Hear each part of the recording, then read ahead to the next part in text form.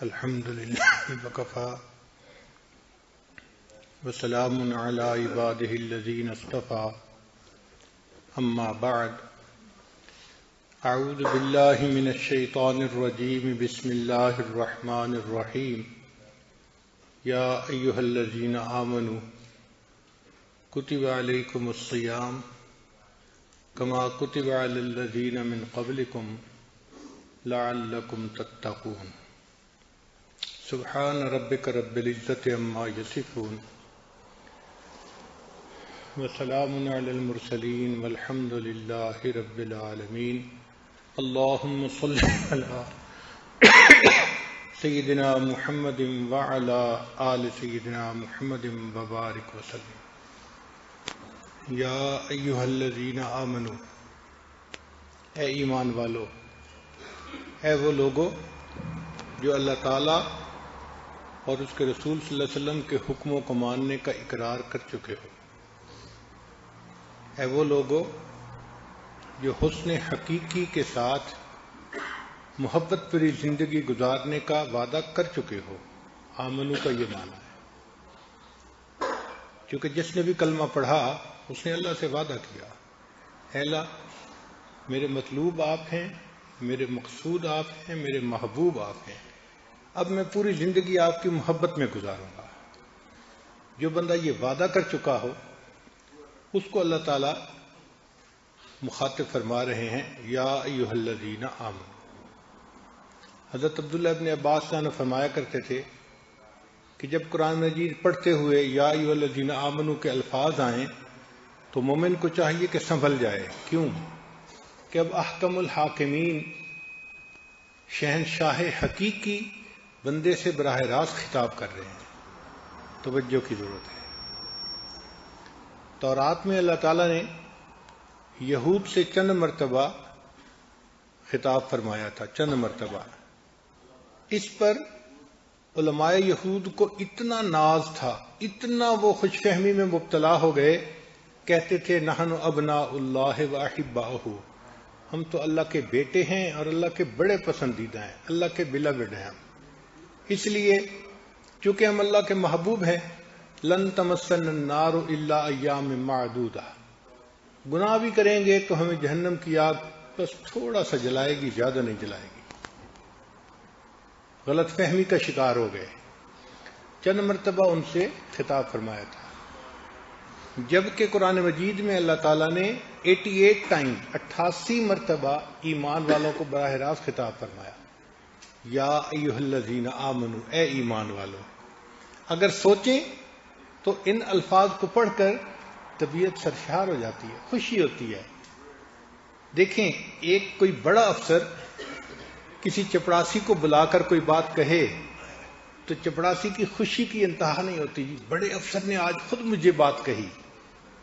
بھئی چپڑاسی کی اس باس کے ساتھ پھر بھی کوئی نسبت ہے؟ ہم تو بندے ہیں، ہماری کیا نسبت؟ وہ احکم الحاکمین، وہ کائنات کا مالک ہے، خالق ہے، وہ پروردگار عالم براہ راست خطاب کرے، سبحان اللہ سبحان اللہ۔ کہاں ہم گناہ گار اور وہ کہاں ذات پاک، سبحان اللہ۔ تو براہ راست فرمایا یا ایھا الذین آمنوا، اے ایمان والو، اور آگے ایک بات بتائی کتب علیکم الصیام، تمہارے اوپر روزوں کو فرض کر دیا گیا۔ اب یہ بات سن کر مومن چونک اٹھتا ہے کہ میرے اوپر پابندی لگا دی گئی، میرا کھانا پینا بند کر دیا گیا، کہیں ایسا تو نہیں کہ رب کریم مجھ سے ناراض ہیں؟ ذہن میں خیال آ سکتا تھا، تو اللہ تعالیٰ نے اس خیال کو صاف کر دیا کہ دیکھو نہ تو کوئی بجٹ کی کمی ہے کہ پیچھے گودام میں رزق تھوڑا رہ گیا، اب تم کھانا پینا چھوڑو، فاقے کاٹو تاکہ بجٹ پورا ہو جائے، ایسی بات ہرگز نہیں ہے۔ اس کے خزانے بے انتہا ہیں، کم نہیں ہوتے، اور نہ تمہارے اوپر کوئی سزا ہے۔ یہ ایک عبادت ہے جو تم سے پہلے والے بھی کرتے رہے اور ہم نے تمہارے اوپر بھی وہ عبادت جاری کر دی۔ کما کتب علی الذین من قبلکم، تم سے پہلے والوں پر بھی یہ روزے فرض کیے گئے۔ اور اس کا مقصد یہ نہیں ہے کہ ہم تمہیں پریشانی میں ڈالنا چاہتے ہیں، نہیں، لعلکم تتقون، تاکہ تم متقی بن جاؤ۔ تو فائدہ بھی تمہارا ہے ایمان والو، کہ تم روزے رکھو گے، تمہارے اندر صبر و ضبط پیدا ہوگا، گناہوں سے بچنے کا دل کے اندر ایک دائیا پیدا ہوگا، اور اس کا تمہیں فائدہ ہوگا، تم متقی بن جاؤ گے۔ تو یہ آیت مبارکہ رمضان مبارک کے بارے میں ہمیں بتا رہی ہے۔ یہ رمضان کا مہینہ اللہ تعالیٰ کی رحمتوں کی برسات کا مہینہ ہے۔ جس طرح پانی کی برسات ہوتی ہے نا، تو ہر طرف پانی پانی، ایک ایک ہفتہ تک ہلکی ہلکی بارش چلتی رہتی ہے۔ ہم نے دیکھا باہر کی چیزیں تو کیا بھیگنا، کمروں کے اندر سوٹ کیسوں میں پڑی چیزیں بھی بھیگ جاتی ہیں، اس لیے کہ وہ نمی ہر جگہ اپنا رنگ دکھاتی ہے۔ اسی طرح یہ رمضان مبارک کی رحمتوں کی برسات کا مہینہ ہے۔ یہ صرف روزہ رکھنے والوں کو ہی فائدہ نہیں دیتی، یہ برسات ہر ایک کو فائدہ دیتی ہے۔ جو بھی اللہ سے مانگے گا اللہ تعالیٰ اس کو فائدہ دیں گے۔ صرف نیک نہیں فائدہ اٹھا پاتے، گناہگار بھی اس سے فائدہ اٹھاتے ہیں۔ لہذا اللہ رب العزت نے اس مہینے میں ہمیں یہاں پر ایک جگہ اکٹھا ہونے کی توفیق عطا فرما دی۔ ہم جس قدر اللہ تعالیٰ کا شکر ادا کریں وہ کم ہے۔ سینکڑوں وجوہات بن سکتی تھی، کوئی بچہ بیمار ہو جاتا، بیوی بیمار ہو جاتی، کاروبار کی پریشانی آ جاتی، کوئی حکومت کی طرف سے نوٹس آ جاتا، تو وہیں بیٹھے ہوتے، وہ جی کیا کریں، مجبور ہیں، نہیں جا سکتے۔ اللہ رب العزت نے ہر چیز کو ٹھیک رکھا اور ہمارے یہاں آنے کے اسباب بنا دیے۔ کتنا شکر ادا کریں اللہ کا کہ پروردگار عالم نے ہمارے لیے یہاں آنا آسان فرما دیا۔ رمضان مبارک کا مہینہ ایمان والوں کے لیے گناہوں سے بخشش کا مہینہ ہے۔ اس کو شہر الغفران کہتے ہیں، مغفرت کا مہینہ۔ نبی علیہ السلام نے 3 عشروں کے بارے میں فرمایا، اولھا رحمت، اس کا پہلا عشرہ وہ رحمت کا عشرہ ہے، اوسطھا مغفرت، درمیان کا عشرہ مغفرت کا ہے، وآخرھا عتق من النار، اور آخری عشرہ آگ سے آزادی کا ہے۔ سمجھنا ہو تو یوں سمجھ لیں کہ کچھ لوگ ہوتے ہیں جو گناہوں سے پاک نیکی کی زندگی گزارتے ہیں، ان لوگوں کی تو پہلے عشرے میں ہی بخشش ہو جاتی ہے، جنت کے دروازے کھول دیے جاتے ہیں۔ چونکہ یہ نیک لوگ تھے، پہلے ہی نیکی کی زندگی گزار رہے تھے، تو رحمت کے عشرے میں ان کے لیے جنت کے فیصلے فرما دیے جاتے ہیں۔ کچھ ہوتے ہیں کہ جو نیکی بھی کرتے ہیں، گناہ بھی کر بیٹھتے ہیں، اب ان کو پہلے 10 دنوں میں جو رحمتوں سے حصہ ملتا ہے تو ان کے بھی گناہ معاف ہو جاتے ہیں۔ لہذا دوسرے عشرے میں اوسطھا مغفرت، ان کی بھی بخشش ہو جاتی ہے، اللہ ان کے لیے بھی جنت کے فیصلے کر دیتے ہیں۔ اور تیسرا عشرہ جو ہے یہ ان لوگوں کے لیے کہ جو گناہوں بھری زندگی گزارتے ہیں، جیسے ہم لوگ کہ نفس سرکش ہے، امارہ ہے، ہم چاہتے ہیں کہ نیکی کریں مگر سستی غالب آ جاتی ہے، نفس غالب آ جاتا ہے، اس کی غیبت کی، اس کا دل دکھایا، اس کا دل دکھایا، یہ ہماری زندگی ہے۔ تو ایسے منمانی کرنے والوں کے لیے پھر یہ جو تیسرا عشرہ ہے یہ آگ سے آزادی کا عشرہ ہے۔ تو الحمدللہ کہ اللہ نے اس تیسرے عشرے میں ہمارے لیے آسانی فرما دی۔ اکیلے بیٹھ کے دعا کرتے تو کیا خبر قبول ہوتی نہ ہوتی، جب کئی لوگ مل کر دعا کرتے ہیں اس کا اثر ہوتا ہے۔ ایک بزرگ دعا مانگ رہے تھے تو فرمانے لگے دعا قبول ہو گئی۔ کسی نے کہا جی آپ کیسے کہہ سکتے ہیں قبول ہوئی نہیں؟ وہ کہنے لگے اچھا جتنے لوگ ہیں اگر یہ سارے کسی دنیا دار کے پاس چلے جاتے اور اس سے کہتے کہ مجھے ایک چونی دو، مجمع ایک چونی مانگنے کے لیے آیا ہے۔ چونی شاید نہ سمجھیں یہاں کے لوگ، جو یہاں کی کرنسی ہے، کوئی ایک نوٹ مانگے اس کا کہ بھئی ہمیں ایک نوٹ دے دو، تو یہ بتاؤ کہ وہ اتنے بڑے مجمع کو خالی بھیجے گا یا کچھ دے کے بھیجے گا؟ کہ جی چونی تو چھوٹی سی چیز ہے، وہ دے ہی دے گا، اتنے لوگ مانگنے آئے ہیں، ان کو خالی کیسے بھیجوں؟ اس نے کہا کہ اس دنیا دار بندے کا ایک چونی دینا یہ مشکل کام ہے، اللہ رب العزت کے لیے اس پورے مجمع کو بخش دینا یہ آسان کام ہے، تو اللہ تعالیٰ بھی ان کو بخشے بغیر خالی نہیں لوٹائیں گے۔ تو اللہ تعالیٰ نے جب توفیق دے دی تو ہم یقین کے ساتھ یہاں وقت گزاریں کہ انشاءاللہ اللہ تعالیٰ نے ہماری بخشش فرما دینی ہے، اور ہم نے ایک نئی زندگی گزارنے کے ارادے کے ساتھ واپس لوٹنا ہے۔ اب کہانی سنیں کہ اللہ تعالیٰ نے جب آدم علیہ السلام کو پیدا فرمایا تو فرشتوں کو حکم دیا اسجدوا لآدم، آدم علیہ السلام کو سجدہ کرو۔ فسجدوا الا ابلیس، سب فرشتوں نے سجدہ کیا سوائے ابلیس کے۔ ابا واستکبر وکان من الکافرین، اس نے انکار کیا، تکبر کیا، سجدہ کرنے سے انکار کر دیا اور کافروں میں سے ہو گیا۔ جب اللہ رب العزت کا اس نے حکم نہ مانا تو رب کریم کو تو جلال آنا تھا، پوچھا ما منعک الا تسجد، بھئی تو نے سجدہ کیوں نہیں کیا؟ اس نے آگے سے کہا کہ انا خیر منہ، میں تو آدم علیہ السلام سے زیادہ بہتر ہوں، خلقتنی من نار وخلقتہ من طین، مجھے آپ نے آگ سے پیدا کیا اور اسے تو آپ نے مٹی سے پیدا کیا، تو مٹی میں پستی ہے اور آگ میں بلندی ہے، اس لیے میں بہتر ہوں۔ اب جب اس نے اللہ رب العزت کے سامنے تکبر کیا تو رب کریم کو جلال آیا، فرمایا فخرج منہا فإنک رجیم، نکل جائے اس دربار سے، تو مردود ہے۔ اب شیطان اللہ تعالیٰ کے دربار سے دھتکار دیا گیا، چلا جا یہاں سے، تو مردود ہے۔ اب اس کو پتا تھا کہ اللہ رب العزت اس وقت جلال میں ہے، تو شیطان نے اس وقت اللہ تعالیٰ سے مہلت مانگی، رب انذرنی الی یوم یبعثون، اللہ مجھے قیامت تک کے لیے مہلت دے دیجئے، عذاب کو مؤخر کر دیجئے میرے اوپر جو ہے۔ اللہ تعالیٰ نے فرمایا انک من المنذرین، چلو ہم نے تجھے قیامت تک مہلت دے دی۔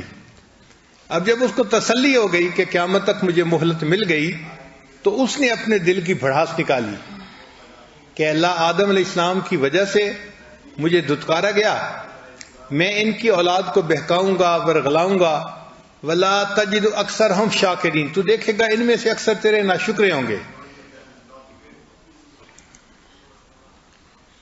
اب جب شیطان نے یہ کہا کہ میں بہکاؤں گا، ورغلاؤں گا اور ان کو ناشکرہ بناؤں گا، تو آدم علیہ السلام نے اللہ رب العزت سے عرض کی پروردگار عالم یہ تو پیچھے پڑ گیا تو راستے سے ہٹا دے گا، تو اس کے مقابلے میں کچھ مجھے بھی طاقت دے دیجئے۔ تو رب کریم نے فرمایا کہ میرے آدم علیہ السلام تمہاری اولاد اگرچہ گناہ کرتی رہے گی، اگر زندگی میں کسی وقت بھی نادم اور شرمندہ ہو کر میرے در پر آئے گی اور مجھ سے معافی مانگے گی، میں ان کی زندگی کے پچھلے سب گناہوں کو معاف فرما دوں گا۔ اب جب اللہ تعالیٰ نے یہ وعدہ فرما دیا تو شیطان بڑا چیخا کہ میرے تو سالوں کی محنت ضائع ہو جائے گی۔ اللہ تعالیٰ نے فرمایا یہ تو اب میں نے فیصلہ کر دیا۔ اب دیکھیں شیطان کو انسان کے مقابلے میں بڑی طاقتیں ہیں۔ ایک طاقت تو یہ ہے کہ وہ ہمیں دیکھتا ہے، ہم اسے نہیں دیکھتے۔ عجیب مقابلہ ہے نا کہ شیطان ہمیں دیکھتا ہے، ہم اسے نہیں دیکھتے۔ دوسری بات، ہمارے ساتھ ضروریات ہیں، کھانا پینا سونا، وہ ضروریات سے فارغ ہے، نہ اس کو کھانے پینے کی ضرورت نہ اس کو سونے کی ضرورت، اس کا مطلب ہے ٹائم بھی اس کے پاس خوب فارغ ہے۔ پھر اس کی اولاد بھی خوب بڑھتی ہے، چنانچہ حدیث پاک میں آتا ہے کہ بعض ایسے فاسق و فاجر لوگ ہوتے ہیں کہ ان میں سے ایک ایک بندے کے ساتھ 70 شیطان لگے ہوتے ہیں۔ حدیث مبارکہ میں جو عورت بے پردہ اپنے گھر سے نکلتی ہے تو شیطان کا ایک جتھا، ایک لشکر، ایک گروپ اس کے پیچھے چلتا ہے اور وہ اس کے ذریعے سے مردوں کو بہکاتا ہے۔ تو دیکھو ایک کے ساتھ ایک شیطان نہیں ہے، ایک کے ساتھ کئی شیطان، تو کام مشکل ہو گیا نا کہ ان کو ہم نہیں دیکھ سکتے اور تعداد بھی ان کی زیادہ، اور وہ ہر وقت بہکانے ہی کے کام میں لگے ہوئے ہیں، تو اس کے پاس طاقت بہت تھی، مگر اللہ تعالیٰ نے اپنے بندوں پر احسان فرمایا اور بندوں کو ایک ایسی نعمت عطا فرما دی کہ میرے بندو، اگر تم اپنے گناہوں پہ نادم اور شرمندہ ہوگے تو الندم توبتن، تمہارا گناہوں پہ نادم اور شرمندہ ہونا ہم اس کو بھی توبہ کے طور پہ قبول فرما لیں گے۔ بندہ کئی دفعہ غلطی کرتا ہے نا، اور بعد میں کہتا ہے یار میں نے برا کیا، مجھے ایسا نہیں کرنا چاہیے تھا، یہ الفاظ جو ہے نا، مجھے ایسے نہیں کرنا چاہیے تھا، میں نے برا کیا، میں آئندہ ایسا نہیں کروں گا، اسی کو ندامت کہتے ہیں۔ یہ ندامت کی وجہ سے وہ کہہ رہا ہوتا ہے، اور اس پر اللہ تعالیٰ اس بندے کے گناہوں کو معاف کر دیتے ہیں، اور بلکہ ایسے معاف کرتے ہیں کہ پیچھے کوئی گناہ بچتا ہی نہیں۔ آپ سیل فون کے اندر ایک ڈیلیٹ کا بٹن ہوتا ہے، اگر وہ دبا دیں تو بس جتنے میسج آپ نے سلیکٹ کیے سب کے سب ختم، سب ان باکس خالی ہو جاتا ہے، فائل خالی ہو جاتی ہے۔ اسی طرح گناہوں کا بھی معاملہ ہے۔ توبہ جو ہے یہ ڈیلیٹ کمانڈ کی مانند ہے۔ جس بندے نے گناہوں سے نادم اور شرمندہ ہو کر اللہ سے معافی مانگ لی، نبی علیہ السلام نے ارشاد فرمایا التائب من الذنب کمن لا ذنب لہ، گناہوں سے توبہ کرنے والا ایسے ہوتا ہے جیسے اس نے گناہ کیا ہی نہیں ہے، ایسے ہو جاتا ہے کہ کیا ہی نہیں ہے ایسا گناہ، ایسے ہو جاتا ہے وہ بندہ۔ بلکہ اس سے ایک اور درجہ آگے، اگر واقعی شرمندہ ہوا اور نادم ہو کر اللہ کے سامنے رویا دھویا تو اللہ تعالیٰ کو بندے کا نادم ہونا بڑا اچھا لگتا ہے، گناہوں پہ رونا دھونا بڑا اچھا لگتا ہے۔ پھر اللہ تعالیٰ خوش ہوتے ہیں، فرمایا اولئک یبدل اللہ سیئاتہم حسنات، میں وہ پروردگار ہوں کہ جب خوش ہوتا ہوں تو بندے کے گناہوں کو اس کی نیکیوں میں تبدیل کر دیتا ہوں، یعنی جتنے گناہ تھے سارے گناہ نیکیاں بن جاتی ہیں۔ حدیث مبارکہ میں بھی ہے، قیامت کے دن اللہ تعالیٰ ایک بندے کو بلائیں گے اور اس کے گرد اپنی رحمت کا پردہ ڈال دیں گے، کوئی اسے نہیں دیکھ سکے گا۔ پھر بندے کو کہیں گے اے میرے بندے یہ تیرا نام اعمال ہے، اور اس کے نام اعمال میں گناہ لکھے ہوں گے، خطائیں لکھی ہوں گی، برائیاں لکھی ہوں گی، اس کو بتایا جائے گا اور وہ قبول کرے گا، جی میں نے یہ گناہ بھی کیا، یہ بھی کیا، یہ بھی کیا، یہ بھی کیا، حتیٰ کہ اس بندے کو یہ یقین ہو جائے گا کہ بس آج میں جہنم کی آگ سے نہیں بچ سکتا۔ پھر اللہ تعالیٰ فرمائیں گے میرے بندے اگرچہ تو نے دنیا میں یہ سارے گناہ کیے، مگر ہم نے پردہ پوشی فرمائی، ستاری فرمائی، لوگوں کے سامنے تمہیں رسوا نہیں ہونے دیا۔ ہم نے جیسے دنیا میں ستاری کی ہم آج بھی ستاری کرتے ہیں، ہم تمہارے گناہوں کو تمہاری نیکیوں میں تبدیل کر دیتے ہیں، چنانچہ اس کے گناہ اس کی نیکیوں میں بدل دیے جائیں گے۔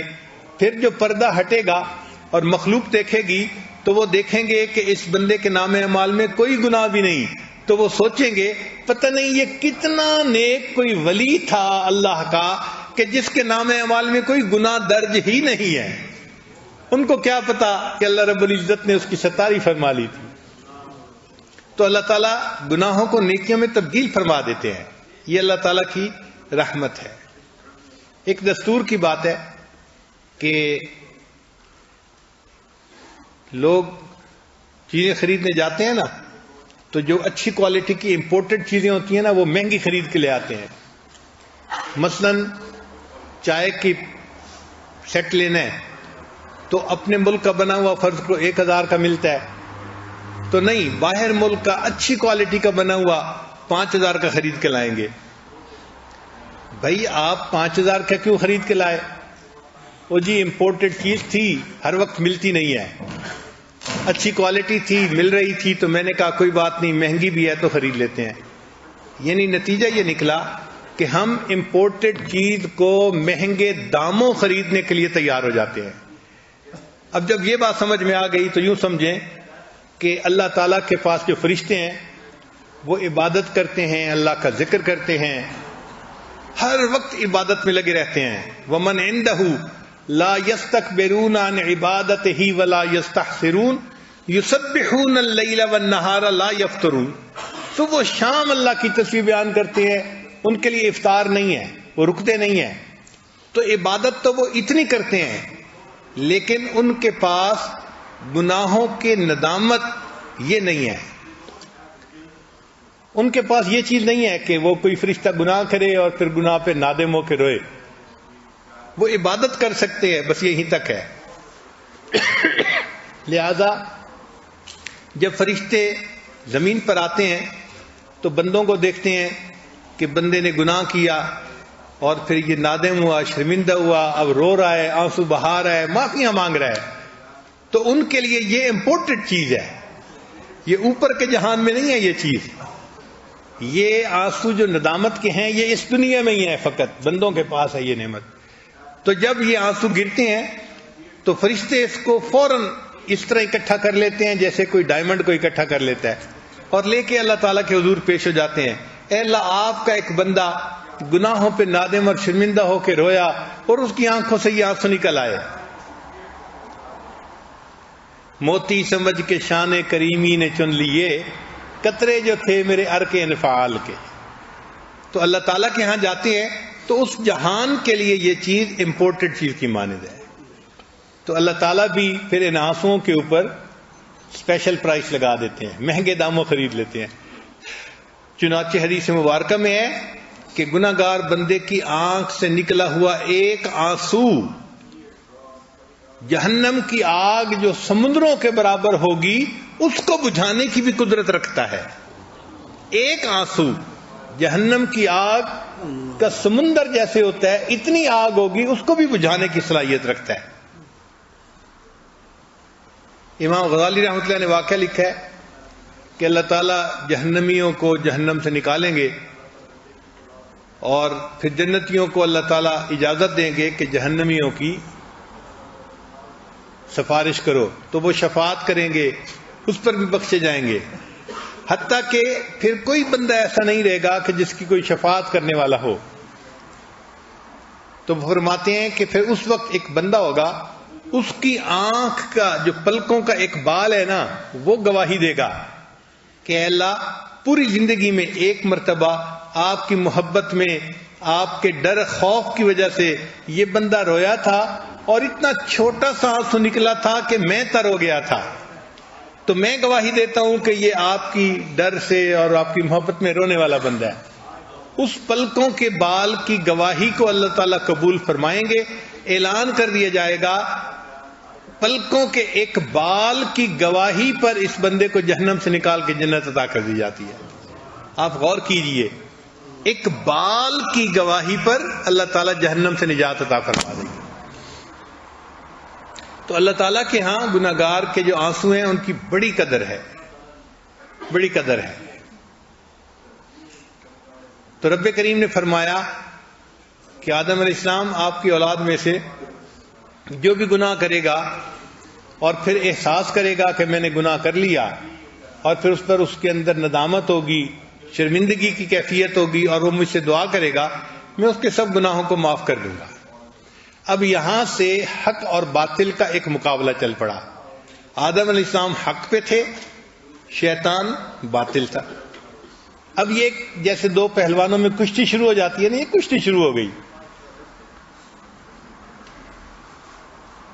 چنانچہ ہر وقت شیطان ہمارے پیچھے لگا ہے کہ ہمیں سیدھے راستے سے ہٹائے، اور رحمان کی یہ چاہت ہے کہ میرے بندے سیدھے راستے کے اوپر قائم رہیں. اور ایمان والوں کو سیدھے راستے پر قائم رکھنے کے لیے اللہ نے اپنے محبوب بندوں انبیاء کو بھیجا کہ ان بندوں کو سمجھاؤ کہ میرے راستے کو ہرگز نہ چھوڑیں. اس لیے اللہ تعالیٰ فرماتے ہیں، الم اعہد الیکم یا بنی آدم اللہ تعبدوا الشیطان انہ لکم عدو مبین وان اعبدونی ھذا صراط مستقیم. میری عبادت کرو، یہ سیدھا راستہ ہے. تو انبیاء آئے ہمیں اللہ تعالیٰ کے سیدھے راستے پر چلانے کے لیے، اور شیطان بدبخت ہمیں بھٹکانے کے لیے ہر وقت کوشش میں لگا ہوا ہے. تو یہ ایک مقابلہ ہے حق اور باطل کا، اور یہ قیامت تک رہے گا اسی طرح. ستیزہ کار رہا ہے ازل سے تا امروز، چراغ مصطفی سے شرار بولہبی. چراغ مصطفی سے شرار بولہبی شروع سے اسی طرح ٹکراتا رہا ہے.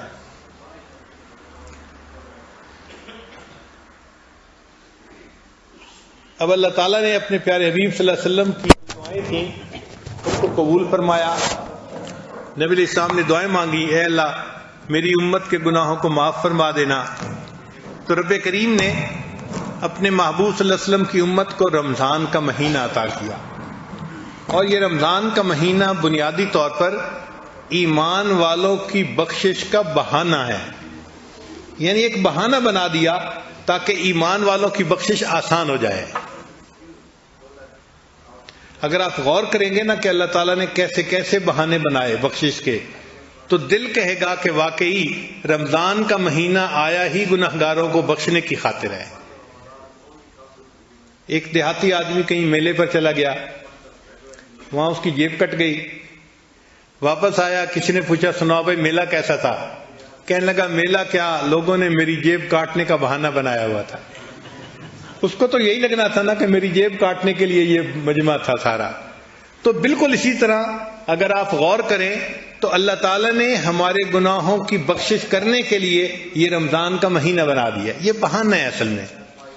اچھا دیکھیں کیسے بہانے اللہ نے بنائے۔ رمضان مبارک کا جب مہینہ آتا ہے، حدیث مبارکہ میں ہے کہ اللہ تعالیٰ جبریل علیہ السلام کو بھیجتے ہیں کہ آپ جائیں اور جتنے سرکش شیاطین ہیں ان سب کو جا کر قید کر دیں۔ چنانچہ جبریل علیہ السلام فرشتوں کے ساتھ آتے ہیں اور جتنے پہلوان قسم کے شیاطین ہوتے ہیں ان سب کو باندھ دیا جاتا ہے۔ اب شیطان کو باندھ دیا تو مومن کے لیے آسانی ہو گئی نا کہ بہکانے والا دفع ہو گیا۔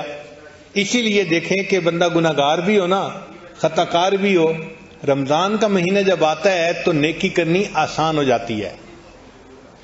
ہم نے دیکھا ہے کہ جو لوگ بالکل نماز نہیں پڑھتے، رمضان میں ان کے لیے بھی سحری افطاری میں آسانی ہوتی ہے، نمازیں پڑھتے ہیں، نیکی کرتے ہیں، تو بندے کے لیے رمضان میں نیکی کرنی آسان ہوتی ہے۔ اس کی وجہ کیا ہے کہ وہ جو شیطان پیچھے ہوتا ہے وہ قید کر دیا جاتا ہے۔ اب یہاں سوال پیدا ہوتا ہے، اچھا اگر شیطان قید کر دیا جاتا ہے تو پھر رمضان میں کیوں گناہ ہوتے ہیں؟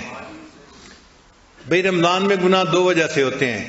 ایک تو جو پیچھے چھوٹے چھوٹے شیطان ہوتے ہیں نا، وہ بھی اپنا کام دکھا جاتے ہیں، شتونگڑے جو ہوتے ہیں، کہ بڑے تو اگرچہ قید ہو گئے لیکن وہ جو چھوٹے چھوٹے تھے بعض وہ بھی نہیں آتے، تو وہ بھی آ کے کہتے ہیں کہ اب تم نے سحری کر لی ہے، فجر بعد میں پڑھنا، تھوڑی دیر سو جاؤ۔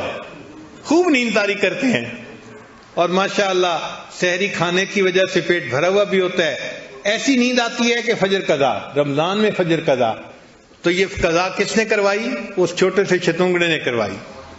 یا پھر شیطان کے ساتھ رہنے کی وجہ سے ہمارا نفس بھی اس کے اثر کو قبول کر لیتا ہے، اور نفس ہی ایسا مکار ہو جاتا ہے، امارہ ہو جاتا ہے کہ یہ نفس ہی ہم سے گناہ کا ارتکاب کروا دیتا ہے۔ تو دو وجوہات ہوتی ہیں گناہ کرنے کی، یا تو اپنا نفس ہی اتنا شیطان کا اثر لے لیتا ہے کہ اب شیطان کی ضرورت نہیں رہتی، اور دوسری وجہ یہ کہ چھوٹے چھوٹے شیطان وہی ہم سے گناہ کروا دیتے ہیں۔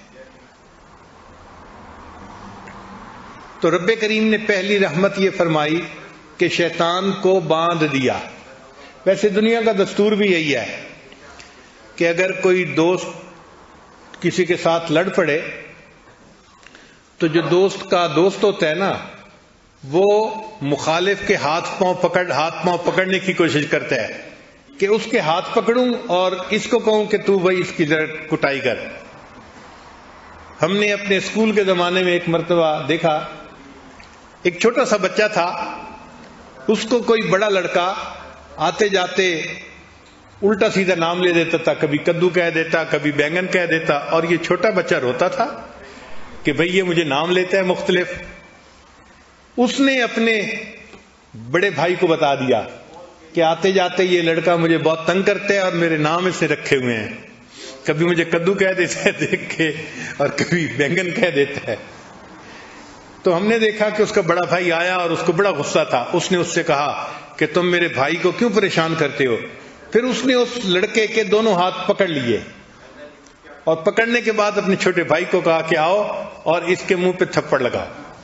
تو ہم نے یہ تماشا دیکھا کہ بڑے بھائی نے اس لڑکے کو پکڑا ہوا ہے اور وہ چھوٹا لڑکا اس کے منہ پہ تھپڑ لگا رہا ہے۔ ہم نے کہا دیکھو بھائی مروانے کا کتنا آسان طریقہ. تو وہ واقعہ بچپن کا آج بھی یاد آتا ہے کہ رمضان مبارک میں اللہ تعالیٰ شیطان کو تو بندوا دیتے ہیں اور مومن کو کہتے ہیں کہ اچھا اب تم خالی ہو گئے ہو اس لیے اب نیکی کر لو اور اس شیطان سے تم اپنا بدلہ لے لو جتنا لے سکتے ہو. تو اللہ رب العزت نے مومن کے ساتھ فیور کی کہ شیطان کو باندھ دیا. دوست ہمیشہ دوست کی مدد کرتا ہے، یہ دستور ہے، قرآن پاک سے بھی ثابت ہے. حضرت موسیٰ علیہ السلام باہر نکلے تو انہوں نے دیکھا کہ ان کی قوم کا ایک بندہ تھا اور اس کی لڑائی ہو رہی تھی کسی دوسرے سے. تو موسیٰ علیہ السلام نے اپنے قوم کے بندے کی مدد کی، چنانچہ قریب آئے اور انہوں نے بھی ایک مکہ اس بندے کے رسید کر دیا. فَوَقَذَ مُوسَىٰ فَقَضَىٰ عَلَيْهِ. لیکن موسیٰ علیہ السلام کو اللہ نے اتنی طاقت دی تھی کہ بس وہ تو پھر ہمیشہ کے لیے ناک آؤٹ ہی ہو گیا، مر ہی گیا وہ بندہ، ایک مکہ لگنے پہ مر گیا. اللہ اکبر کبیرہ. تو دوست دوست کی مدد کرتا ہے، یہ قرآن پاک سے ثابت ہے.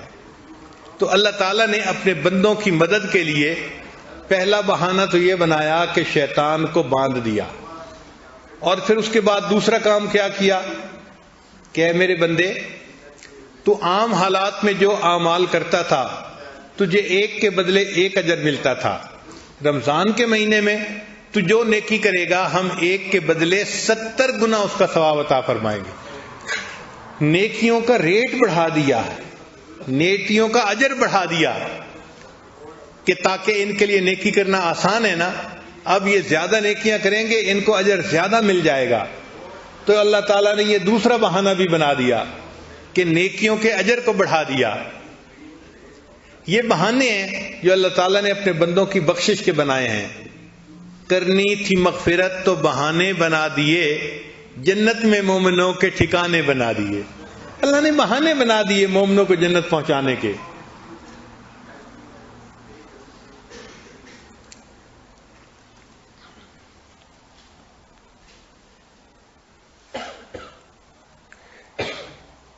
پھر ایک تیسرا کام یہ کیا کہ جب مومن روزہ رکھتا ہے تو دن میں اس روزہ دار کے لیے پانی کے اندر مچھلیاں، ہوا کے اندر پرندے اور بلوں کے اندر چیونٹیاں اس کی بخشش اور مغفرت کی دعائیں کرتی ہیں.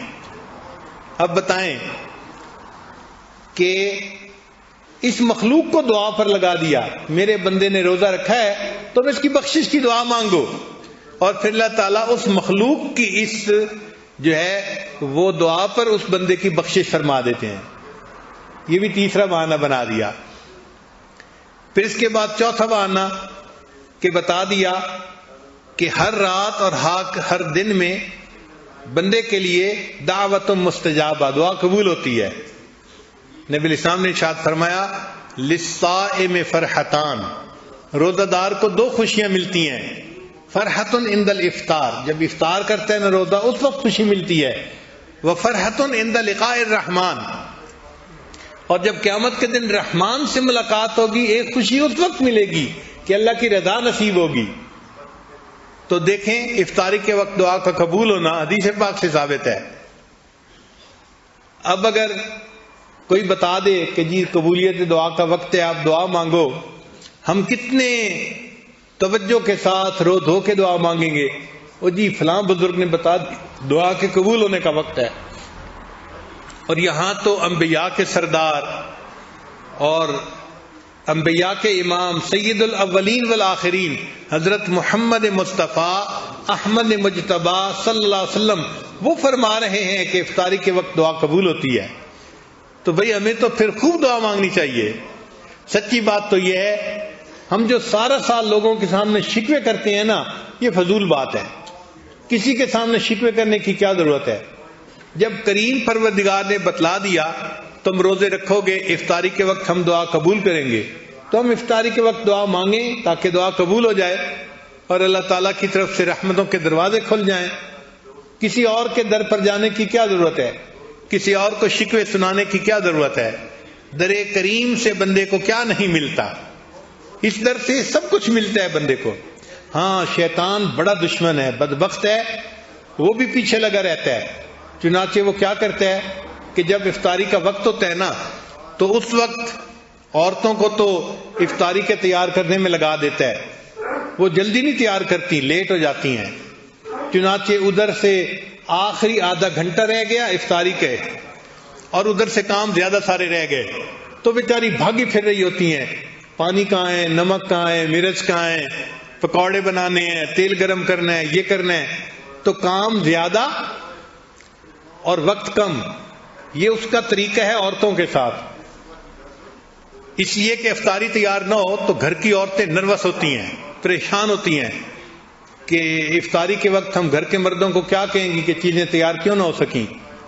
مگر اس کا طریقہ کیا ہے کہ وہ ظہر سے پہلے، ظہر کے بعد کا جو وقت ہے نا، اس وقت تسلی سے بیٹھ کے باتیں کروائے گا، اور وہ کام ہی اس وقت شروع کریں گی جب ٹائم تھوڑا رہ جائے گا.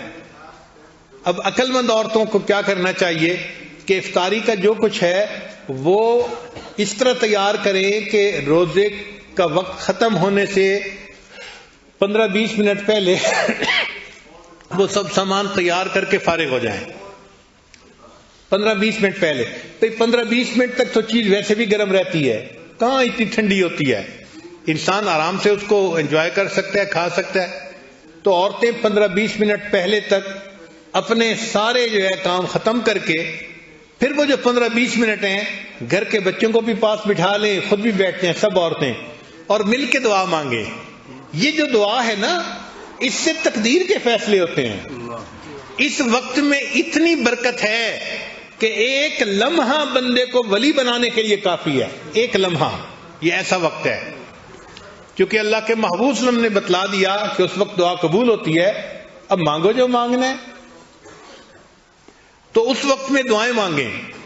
نہ آپ کو ساس کا شکوہ کرنا پڑے گا، نہ آپ کو بہو کا شکوہ کرنا پڑے گا، نہ خامند کا شکوہ کرنا پڑے گا. کچھ کرنے کی ضرورت ہی نہیں. کچھ لوگ کہتے ہیں جی بچی کے رشتے نہیں آتے. بھئی کیوں پریشان ہیں؟ دعا مانگیں، اللہ تعالیٰ دینے کے لیے تیار ہے. اس کے خزانے میں تو سب نعمتیں ہیں. تو افطاری سے پہلے جو 15-20 منٹ ہے نا، اس وقت خوب رجوع کے ساتھ، توجہ اللہ کے ساتھ دعا مانگے کریں. اللہ تعالیٰ اس دعا کو قبول فرماتے ہیں. اس کی مثال یوں سمجھیں کہ ایک بندہ تھا جس کو ایک چیک بک دے دی گئی، اور اس میں 30 جو ہے وہ صفحے تھے، اور دینے والے نے ہر چیک پہ سائن کر دیے. اچھا بھئی میں سائن کر کے دے رہا ہوں، آپ نے جتنی اماؤنٹ لکھنی ہے لکھ لو اور کیش کروا لو. اگر وہ عقل مند بندہ ہوگا نا تو وہ ہر صفحے کے اوپر اچھی اماؤنٹ لکھے گا تاکہ زیادہ پیسے نکلوا لے. اور اگر وہ اس کے اوپر اماؤنٹ نہ لکھے اور ویسے ہی جا کے جمع کروا دے تو اس کو تو کچھ نہیں ملے گا. ہمارا حال ایسا ہی ہے. اللہ نے 30 روزے بنائے، ہمیں 30 چیک دے دیے سائن کر کے. بھئی دعا مانگو گے قبول ہوگی. اب مانگنا تو ہمارے ذمہ ہے، جتنا چاہیں مانگیں. ہم اس وقت بس دسترخوان لگوا کے سامنے افطاری کی چیزیں پڑی ہوتی ہیں اور ہم بڑے ترسی ہوئی نظروں سے ان کو دیکھ رہے ہوتے ہیں.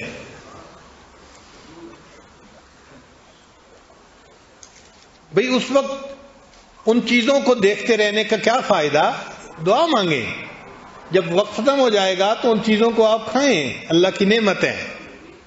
مگر ایسا مصروف کر دیتا ہے مردوں کو بھی عورتوں کو بھی کہ دعا مانگنے کی فرصت ہی نہیں رہتی.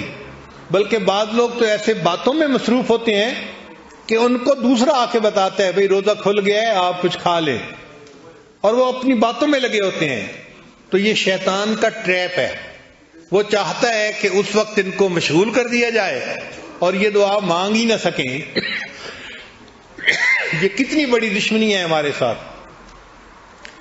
تو اللہ تعالیٰ نے ہمارے لیے افطاری کے وقت میں دعا کے قبول ہونے کا ایک بہانہ بنا دیا. فیصلہ فرما دیا بندے جو مانگو گے ہم تمہاری دعا کو قبول کر لیں گے.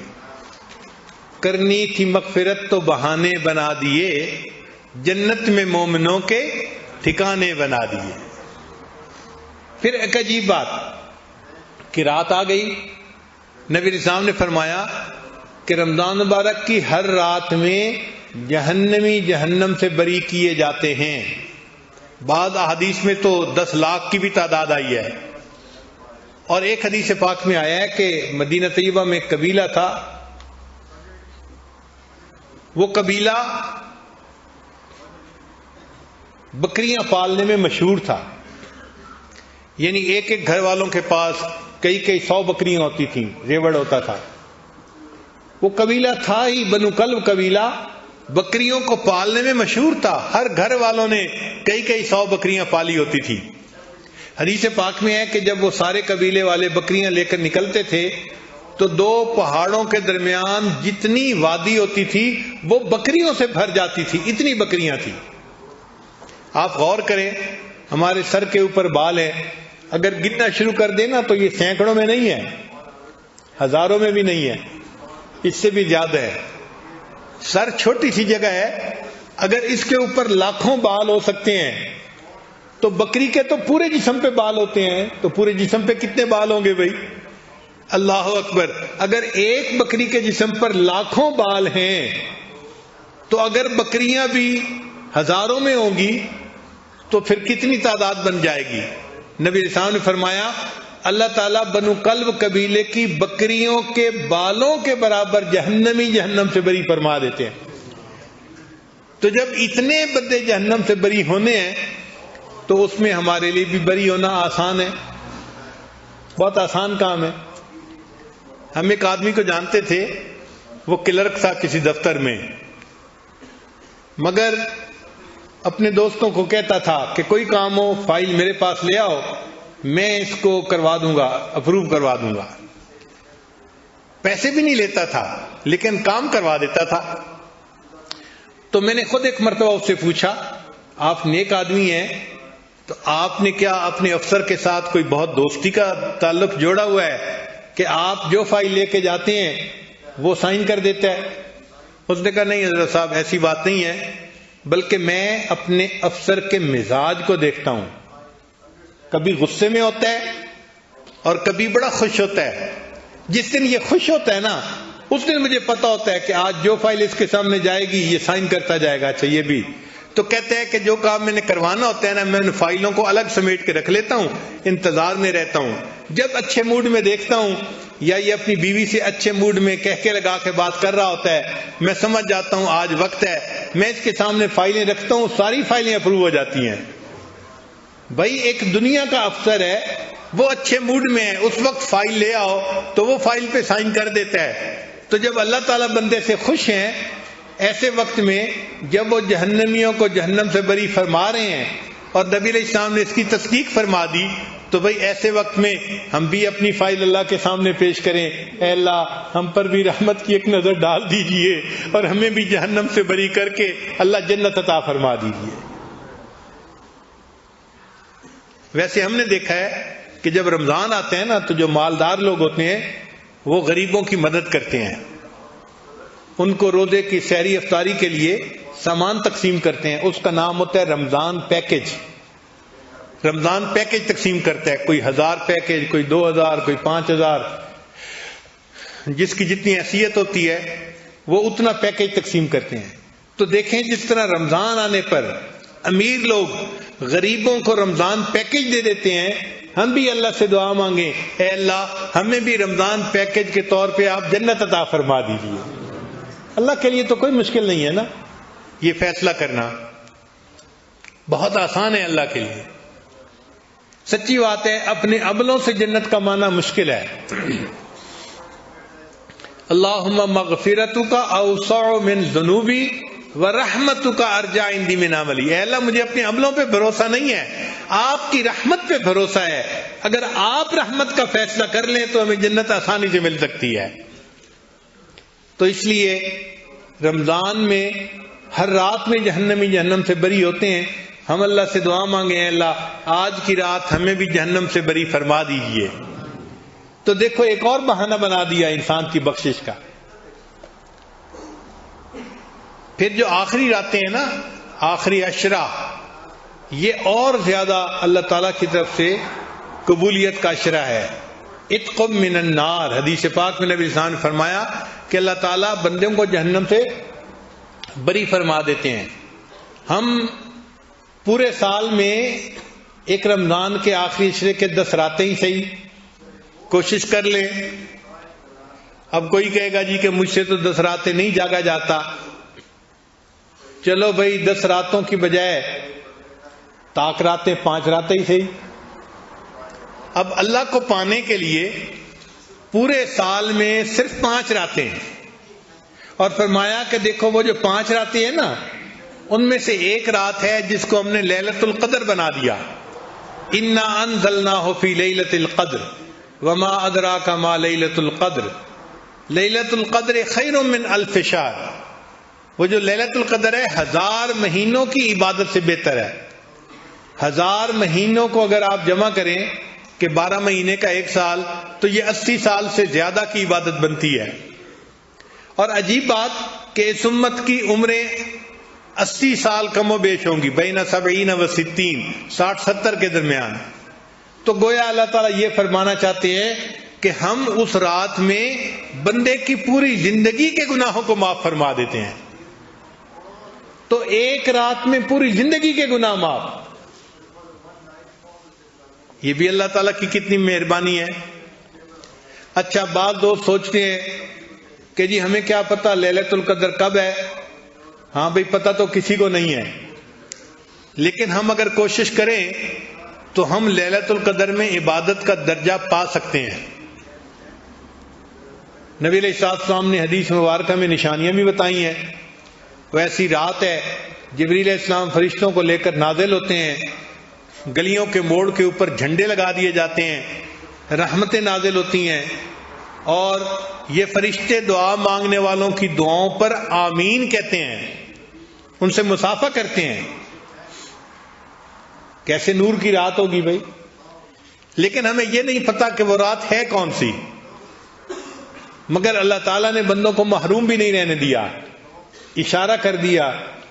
ہم لوگ اسکول میں جب پڑھتے تھے نا، تو جب امتحان قریب آتے تھے تو اپنے ٹیچرز کے پاس جاتے تھے کہ سر ذرا اس پیپر کا گیس لگا دیں. اب گیس کیا ہوتا ہے کہ وہ اندازہ لگا دیتے ہیں کہ کون سا کویسچن آئے گا. کیونکہ ان کا تجربہ ہوتا ہے تو واقعی ان کے گیس بڑے کامیاب ہوتے ہیں. خاص طور پہ ہمارے کچھ قریبی دوست ہیں، سارا سال دفتروں میں کام کرتے ہیں، اور جب وفاق کا امتحان ہوتا ہے تو 1-2 ہفتے پہلے ہمارے جامعہ میں آ جاتے ہیں، اور وہاں کے اساتذہ سے وہ گیس لگواتے ہیں کہ کون کون سے سوال آئیں گے، اور ان کو کہتے ہیں کہ ہمیں ان کی تیاری کر دو، اور اللہ کی شان کے وہ تیاری کر کے امتحان دیتے ہیں، جو جدن پاس ہو جاتے ہیں. تو یہ گیس کئی دفعہ بڑے کام آتے ہیں. تو اللہ تعالیٰ نے بندوں کو کھلا تو نہیں بتایا کہ کون سی رات لیلۃ القدر ہے، اس لیے کہ جستجو رہنی چاہیے، آگے بڑھنے کی خواہش رہنی چاہیے. اگر بتا دیتے تو لوگ سارا سال آرام سے سوئے رہتے، اور جی لیلۃ القدر آئے گی بس اس رات پہ عبادت کر لیں گے. تو اللہ تعالیٰ نے چاہا کہ میرے بندے جستجو میں تو لگے رہے، مگر ایک اشارہ کر دیا. وہ اشارہ کیا کیا؟ فرمایا کہ تنزل الملائکۃ والروح فیہا بإذن ربہم من کل امر سلام. وہ جو رات ہوتی ہے اس میں سلامتی نازل ہوتی ہے، رحمتیں نازل ہوتی ہیں، برکتیں نازل ہوتی ہیں. اب وہ 10 بجے برکتیں شروع ہوتی ہیں، 11 بجے شروع ہوتی ہیں، 12 بجے، ہمیں اس کا کوئی پتہ نہیں ہے. لیکن ایک بات پکی ہے، اللہ فرماتے ہیں حی حتی مطلع الفجر. یہ جو برکتیں نازل ہوتی ہیں جب بھی شروع ہوتی ہیں یہ مطلع فجر تک رہتی ہیں، یعنی سحری کا وقت ختم ہونے تک یہ رہتی ہیں. لہذا ایک دستور مل گیا، ہم ہر رات میں جب سحری کرنے کے لیے اٹھیں، وہ آخری لمحات ہوتے ہیں، تو ہم اس وقت 2-4 رکعت تہجد کے پڑھ کے دعا مانگیں اور سحری کریں، اور پھر سحری کوشش کریں کہ ہم وقت ختم ہونے سے آدھا گھنٹہ 20 منٹ پہلے ختم کر لیں. اور وہ جو سحری تک کا وقت ہے نا 15-20 منٹ کا، یہ بڑا قیمتی وقت ہے. اگر ہم نے رمضان کی ہر رات میں ان 15-20 منٹ میں دعا مانگی تو کوئی نہ کوئی رات تو ہوگی نا کہ جو لیلۃ القدر کی ہوگی، اور وہ لیلۃ القدر کی جو ہے برکتیں سحری کے وقت تک رہیں گی. تو ہمیں گویا لیلۃ القدر میں دعا مانگنے کا اور عبادت مانگنے کا ثواب مل جائے گا. تو اس طرح سے ہم لیلۃ القدر میں ثواب حاصل کر سکتے ہیں آسانی کے ساتھ. تو سحری اور افطاری کے یہ 2 اوقات بڑے قیمتی ہوتے ہیں. اس وقت میں اللہ سے دعائیں مانگیں اور اپنی ساری پریشانیوں کو آپ اللہ کے سامنے پیش کریں، سب مصیبتوں کو اللہ کے سامنے پیش کریں۔ اللہ تعالیٰ مغیر الاحوال ہیں، وہ ساری پریشانیوں کو ختم بھی کر دیں گے، سب مصیبتوں سے نجات بھی عطا فرما دیں گے۔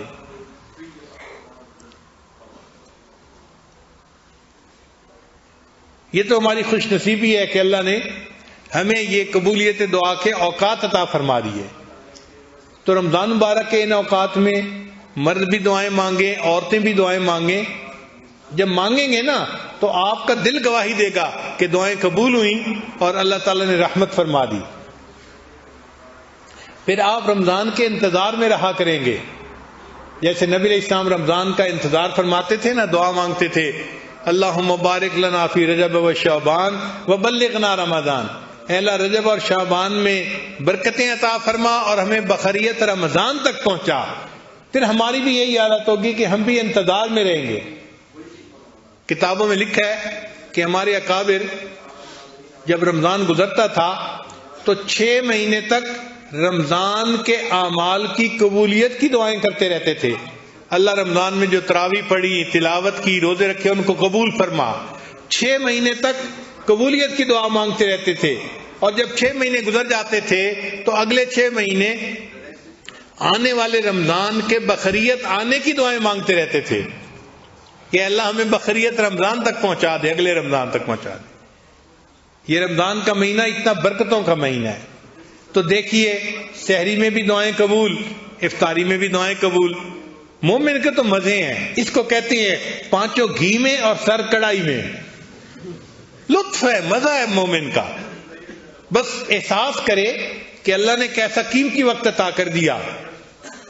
اپنے نام اعمال میں جتنی نیکیاں چاہے لکھوا لے، جتنے گناہوں کو چاہے بخشوا لے، اللہ تعالیٰ رمضان مبارک میں بندے کے اوپر بڑی رحمت کی نظر فرماتے ہیں۔ اس لیے اس کو نبی علیہ السلام نے شہر الرحمہ، رحمت کا مہینہ فرمایا، شہر المواسات، لوگوں کے ساتھ ہمدردی اور ان کے ساتھ غم گساری کا مہینہ۔ چنانچہ بعض لوگ جن کو اللہ نے عطا کیا وہ غریب لوگوں کی سحری افطاری میں ان کے ساتھ تعاون کریں۔ نبی علیہ السلام نے فرمایا کہ یہ نہیں کہ پورا کھانا ان کو دیں، بلکہ ایک گھونٹ پانی پلا دیا، شربت پلا دیا، لسی پلا دی، تو ایک گھونٹ پانی کے پلانے پر بھی اس کے روزے کا ثواب مل جائے گا۔ حدیث مبارکہ میں ہے کہ جب نبی علیہ السلام پر رمضان کا مہینہ آتا تھا تو آپ صلی اللہ علیہ وسلم کی زندگی میں 3 فرق ازواج مطہرات محسوس کرتی تھیں۔ پہلا فرق کہ رمضان کے آنے پر نبی علیہ الصلوۃ والسلام کے اوپر خشیت بڑھ جاتی تھی، جیسے اللہ تعالیٰ کی خوف ہوتا ہے نا طبیعت کے اوپر، رجوع ہوتا ہے زیادہ، تو خشیت بڑھ جاتی تھی، اس میں فرق محسوس کرتے تھے۔ اور دوسری بات کہ نبی علیہ الصلوۃ والسلام دعاؤں میں بہت زیادہ عاجزی فرماتے تھے، بہت زیادہ رمضان کی دعاؤں میں نبی علیہ السلام عاجزی فرماتے تھے، گریہ فرماتے تھے۔ اور تیسری بات کہ اللہ تعالیٰ کے راستے میں مال کو بہت زیادہ خرچ کیا کرتے تھے رمضان مبارک کے مہینے میں، اور اپنے اہل خانہ کو رمضان مبارک میں عبادت کی کثرت کرنے کی ترغیب دیا کرتے تھے۔ تو ہمیں چاہیے کہ ہم بھی رمضان میں یہ اعمال ایسے ہی کریں، اللہ سے خوب دعائیں بھی مانگیں، گھر والوں کو بھی نیکی کی ترغیب دیں، اور اللہ تعالیٰ کے راستے میں خرچ بھی خوب دل کھول کر کریں۔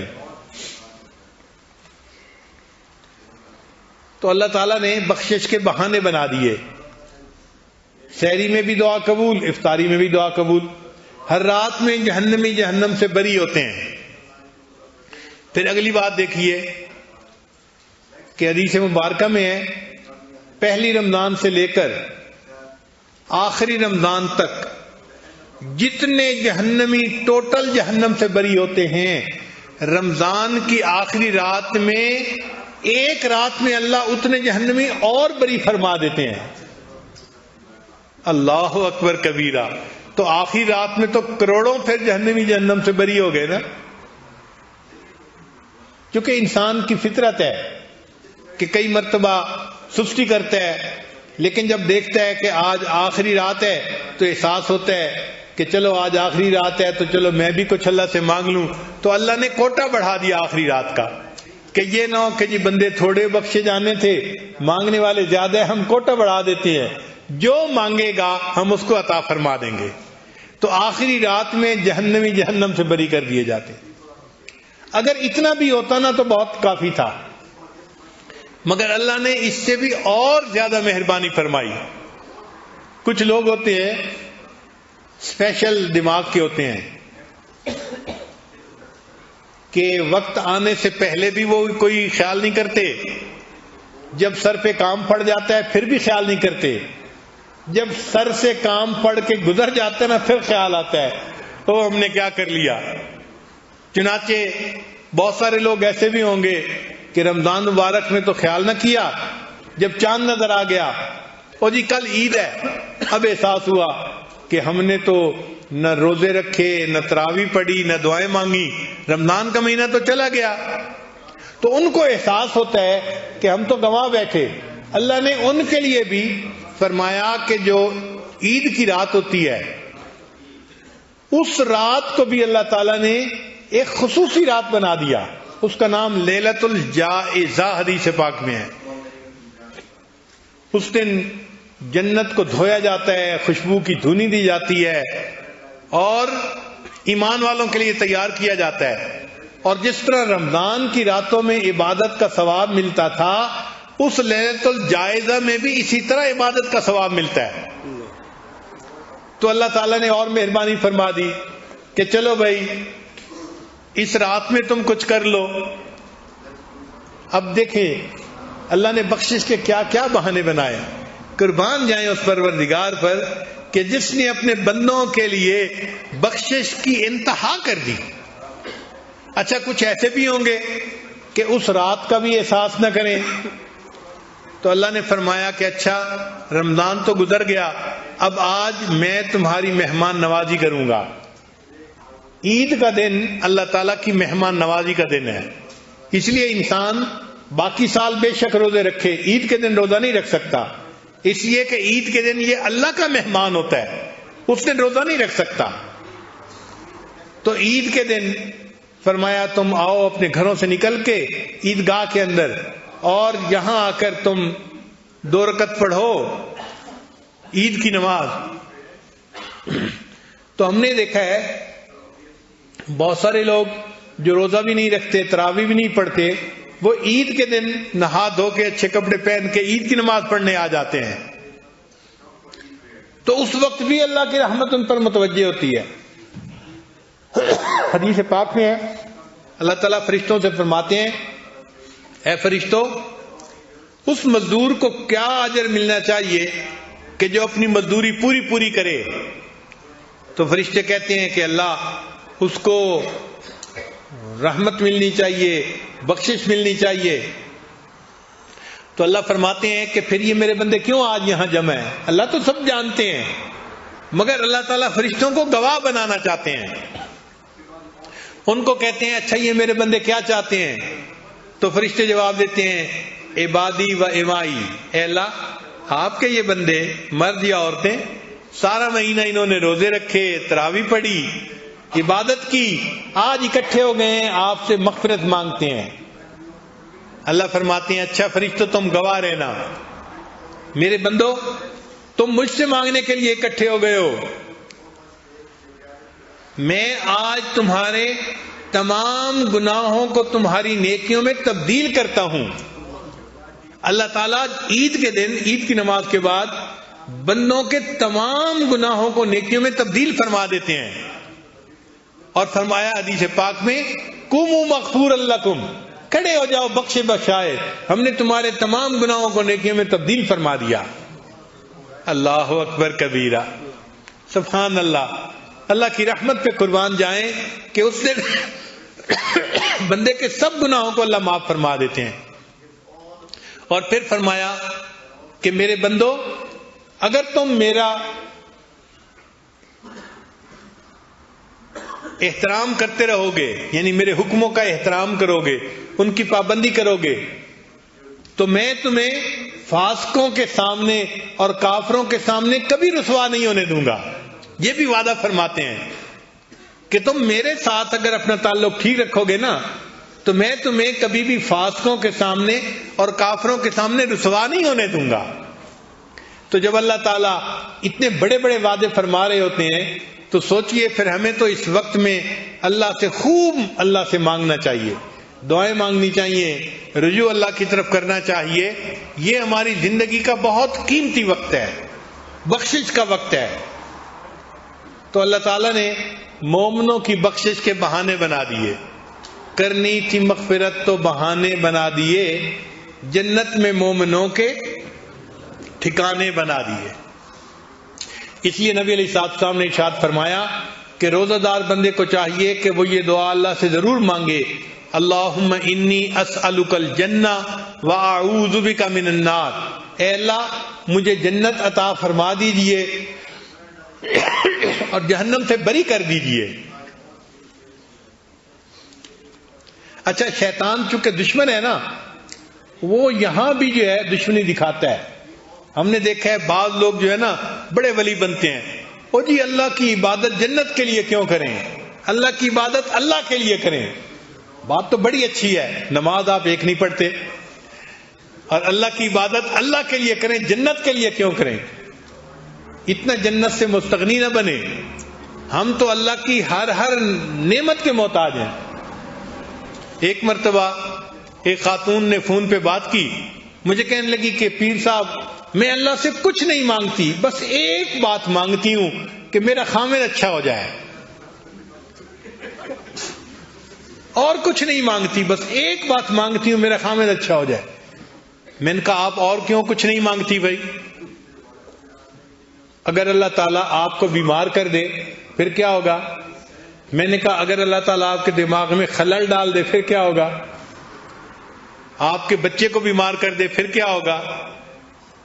جب میں نے ذرا اس طرح کی 2-4 باتیں کی, اللہ نے آپ کو عزت کی روزی گھر میں دی ہے بیٹھ کے, اگر اللہ تعالیٰ آپ کے رزق کو ذرا ٹائٹ کر دیں اور جو مانگنے والی عورتیں گلیوں میں پھر رہی ہوتی ہیں آپ کا بھی معاملہ ایسا ہو جائے تو پھر نہیں یہ تو نہیں میں چاہتی. بھئی اگر نہیں چاہتی تو یہ نعمتیں بھی تو اللہ نے دی ہیں نا, کیوں کہتی ہیں کہ مجھے اور کچھ نہیں چاہیے؟ آپ کو کہنا چاہیے مجھے اللہ سے سب کچھ چاہیے, ہر چیز چاہیے, منگتے جو ٹھہرے, فقیر جو رہے. ہم اللہ کے فقیر ہیں. یا ایھا الناس انتم الفقراء, اے انسانوں تم فقیر ہو. جب اللہ نے ہمیں کہہ دیا تم فقیر ہو تو پھر منگتے کو مانگنے سے کوئی شرم نہیں ہوتی. وہ مانگتا ہے, ہر چیز مانگتا ہے. ہمیں اللہ سے ہر چیز مانگنی ہے. تو کبھی بھی یہ مت کہنا میں اللہ سے اور کچھ نہیں مانگتا, بس یہ مانگتا ہوں. نہیں, ہم اللہ سے سب کچھ مانگتے ہیں. اللہ کو زور مت دکھائیں. اللہ تعالیٰ ایسے بندے کو پھر تگنی کا ناچ نچا دیتے ہیں, پھر اس کو اپنی اوقات یاد آ جاتی ہے. تو اللہ سے مانگیں اور ہر چیز مانگیں, ہر نعمت مانگیں اور دل کھول کے مانگیں, تھوڑا نہ مانگیں. جب دینے والا اتنا بڑا ہے تو ہم تھوڑا کیوں مانگیں؟ ایک مرتبہ ایک بوڑھا بندہ میرے پاس بیٹھا ہوا تھا تو یکدم اس نے دعا مانگی, اے اللہ مجھے اتنے خرب ڈالر عطا فرما. ایسے بیٹھے بیٹھے اچانک پتہ نہیں اس کو کیا خیال آیا, اس نے دعا مانگی, اے اللہ مجھے اتنے خرب ڈالر عطا فرما.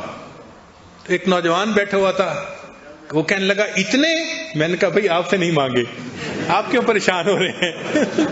اللہ سے مانگے ہیں نا تو مانگے, تم کیوں پریشان ہو رہے ہو کہ اتنے ہیں؟ تو جب اللہ سے مانگنے ہیں تو خوب مانگیں, اللہ دیتے ہیں.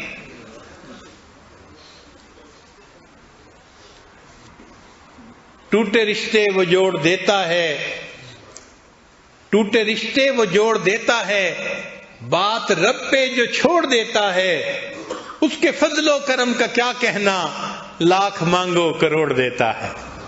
انسان جو مانگتا ہے اللہ اس کی امیدوں سے بڑھ کر اس کو عطا فرماتے ہیں. تو جب اللہ سے مانگنا ہے تو خوب مانگیں, اللہ کی رحمتوں کو دیکھتے ہوئے, اس کے خزانوں کی وسعتوں کو دیکھتے ہوئے مانگیں اللہ سے جتنا مانگ سکتے ہیں. سچی بات یہ ہے ہماری جھولی چھوٹی ہے, اللہ کے خزانے بہت بڑے ہیں. تو بہرحال یہ عشرہ مانگنے کا عشرہ ہے. تو اللہ تعالیٰ عید کے دن عید کی نماز پڑھ کر جو لوگ کھڑے ہوتے ہیں ان کو فرماتے ہیں کہ قوموا مغفورا لکم، کھڑے ہو جاؤ بخشے بخشائے، ہم نے تمہارے گناہوں کو تمہاری نیکیوں میں تبدیل فرما دیا. تو مومن کے لیے تو یہ زندگی کا بہت قیمتی وقت ہے. لہذا ان مجالس میں بھی آپ بہت شوق ذوق کے ساتھ توجہ کے ساتھ بیٹھیں، اور یہ جو 10 دن کے ایام ہیں ان کے اوقات کو بھی خوب عبادت میں گزاریں، ذکر میں، تلاوت میں، نوافل میں. جتنا عبادت کر سکتے ہیں اتنا کریں، اپنے آپ کو تھکائیں عبادت میں. ہم نے چونکہ اس دفعہ یہ فیصلہ کیا کہ جو لوگ پہلی مرتبہ آئے ہیں ان کو مسجد میں ہم سنت اعتکاف بیٹھنے میں ترجیح دیں گے. تو جو پرانے بہت سارے ساتھی تھے وہ تو نفلی اعتکاف میں باہر، اور نئے ساتھی مسجد کے اندر. اب نئے ساتھیوں کو ماحول کا اندازہ نہیں ہوتا، باتیں کرنے کی عادت ہوتی ہے تو وہ مسجد میں بھی آ کے بھی اسی طرح باتیں کرتے رہتے ہیں.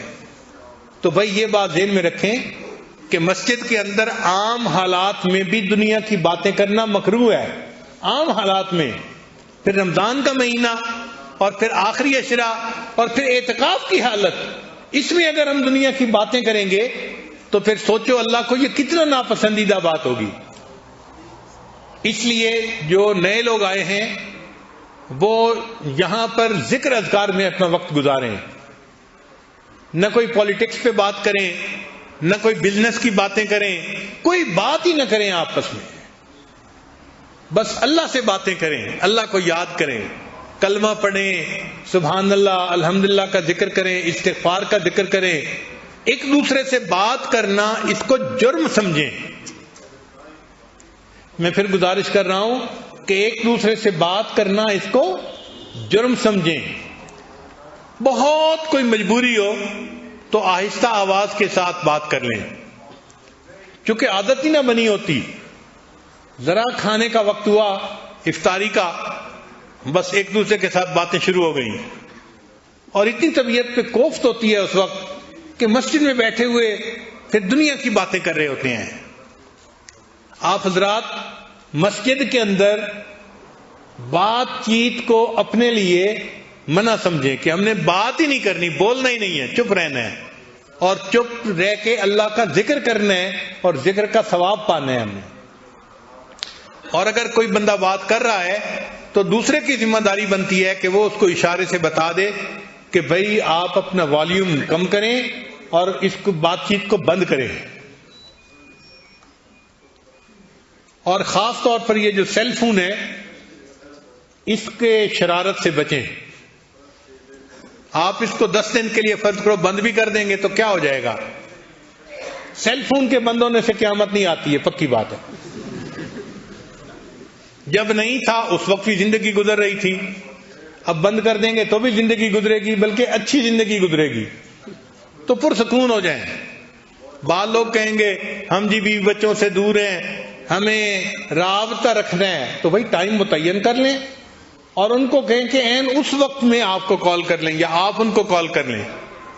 بعض دوستوں کو دیکھا ہے ان کے جو سیل فون کی گھنٹی ہوتی ہے نا، اللہ اکبر، اور اس کو فل والیوم پہ کیا ہوا ہوتا ہے. کئی دفعہ ہم نے دیکھا ہے کہ سب سو رہے ہیں، ایک صاحب کا فون بج رہا ہے اور 15 بندے نیند سے اٹھ رہے ہیں. یہ گناہ کی بات ہے. اپنے سیل فون کو سائلنٹ پہ رکھیں، آپ کے سیل فون کی وجہ سے کسی کی نیند خراب نہ ہو.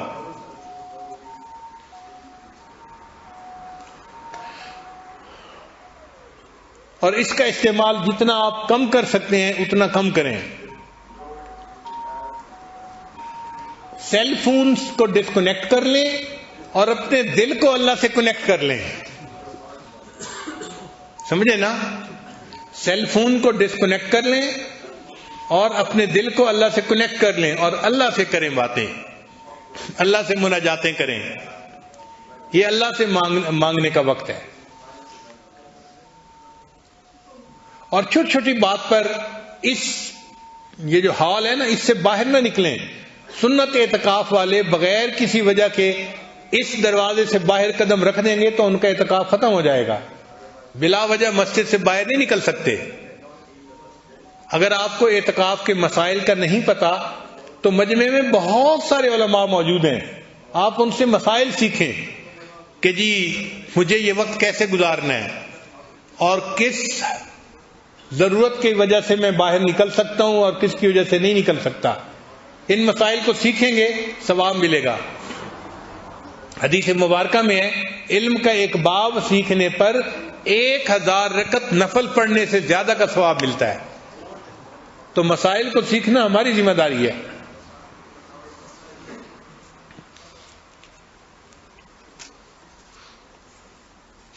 ہمیں یہ چیز بہت بری لگتی ہے کہ ہم اپنے جماعت کے دوستوں کے لیے بار بار سپیکر پہ اعلان کریں۔ کیوں اعلان کرنے کی ضرورت پیش آ رہی ہے؟ عادت نہیں ہے ہماری۔ الحمدللہ ہمارے یہاں بڑے بڑے بھی اجتماع ہوتے ہیں، ہزاروں لوگ بھی ہوتے ہیں، ہم نے اپنے اجتماعات میں کبھی اعلان نہیں کیا کبھی کوئی کہ یہ کر لیں اور یہ کر لیں۔ مجمع میں اتنی تمیز ہوتی ہے کہ کیا کرنا ہے اور کیا نہیں کرنا۔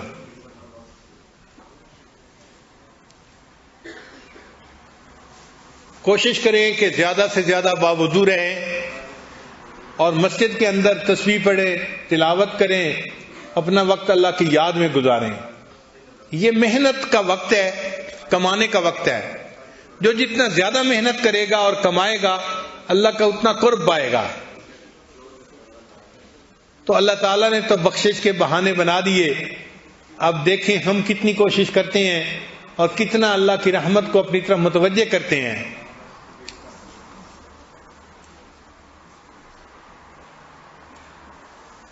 حضرت علی رضی اللہ عنہ فرمایا کرتے تھے اگر اللہ تعالیٰ نے اس امت کو عذاب دینا ہوتا تو اس کو رمضان کا مہینہ عطا نہ فرماتے۔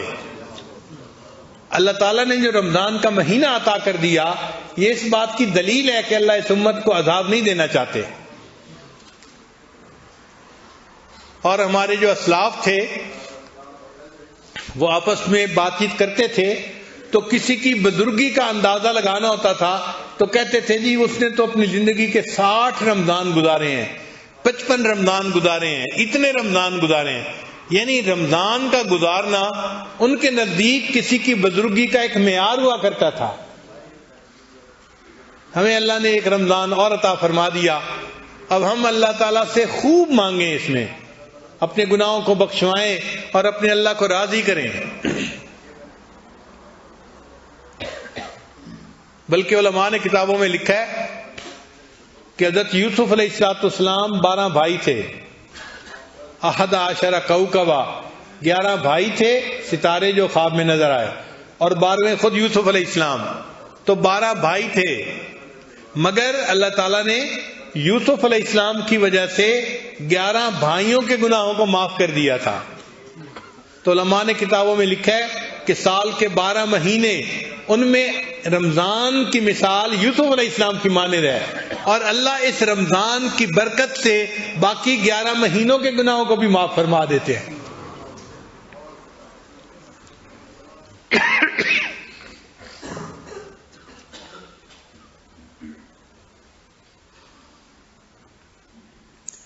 ہم نے دیکھا ہے جب سیزن آتا ہے نا تو دکاندار لوگ نہ دن میں آرام کرتے ہیں نہ رات میں آرام کرتے ہیں۔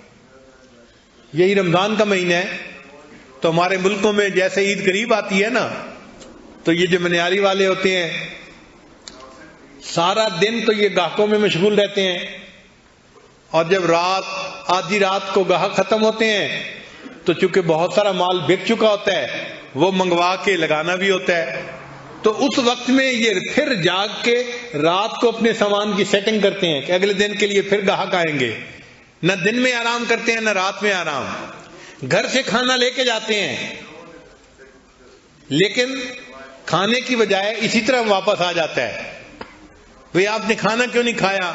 او جی کسٹمر زیادہ تھے، بعد میں کھا لیں گے، سیزن ہے، میں نے کہا کہ میں ذرا اس وقت میں اپنے بزنس کا دھیان کر لوں۔ تو جب سیزن آتا ہے تو لوگ اپنی ضروریات کو کم کر کے اپنے بزنس کے پروفٹ کو زیادہ پانے کی کوشش کرتے ہیں۔ یہ رمضان مبارک کا مہینہ اللہ نے مومن کا بھی سیزن بنا دیا، نیکیوں کا سیزن۔ تو بھائی ہم بھی اپنی ضروریات کو کم کر کے جتنا اس میں نیکی کما سکے اتنا کمانے کی کوشش کر لیں. اللہ تعالی ہم کمزوروں پر رحمت کی نظر فرمائے اور اللہ ہمیں نیکی کا شوق عطا فرمائے اور اللہ ہمیں معصیت سے خالی زندگی نصیب فرمائے. عورتیں اپنے گھروں میں عبادت میں وقت گزاریں. بعض عورتیں اپنے اپنے گھروں میں اگر اعتکاف بیٹھنا چاہیں تو وہ اعتکاف بیٹھ سکتی ہیں. عورتوں کے اعتکاف میں بیٹھنے کے بھی مسائل ہیں. جو نماز پڑھنے کی ان کی جگہ ہے وہیں پہ اپنا وقت گزاریں, ان کو بھی ثواب ملے گا.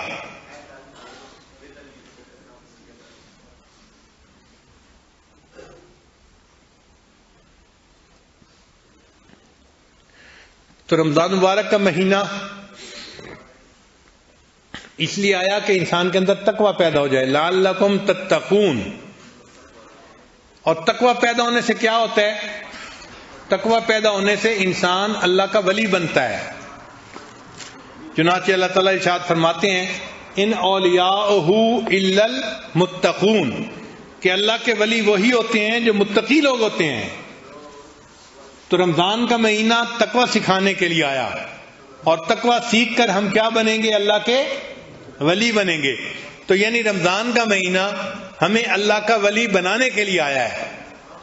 اب بننے کی کوشش کریں, جتنا ہم اللہ سے دوستی لگا سکتے ہیں, بڑھا سکتے ہیں, مضبوط کر سکتے ہیں, اس کو اتنا بڑھانے کی کوشش کر لیجئے.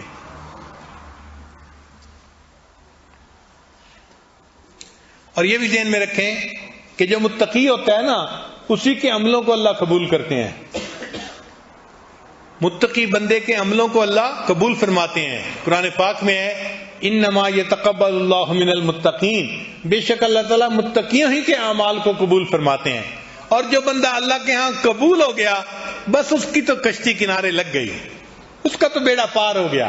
وہ تو خوش نصیب انسان کہ جو اللہ کے ہاں قبول ہو گیا.